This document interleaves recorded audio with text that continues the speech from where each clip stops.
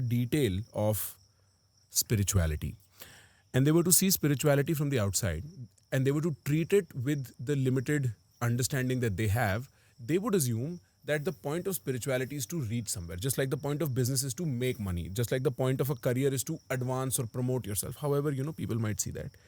But it is my understanding from reading this book and from, well, talking to you to a certain extent, that it may not be the case that enlightenment is that final act. That probably I should think about it a little differently. See, you go to school because you want to go to college, you go to college because you want to go to work, you go to work because of something, something, something. That means essentially, in principle, what it means is, right now what you're doing is not worthwhile, something else needs to happen. That's Right, what it yes. means. So it's always a transactional thing.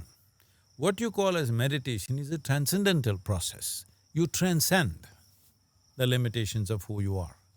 So this is not about going anywhere, this is about coming home right here.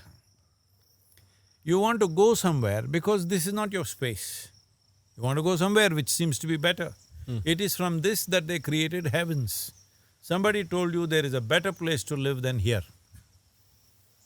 Whatever nonsense, if you look at the descriptions, very crude stuff.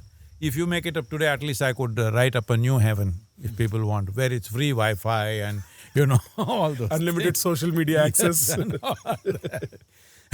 But that's probably hell.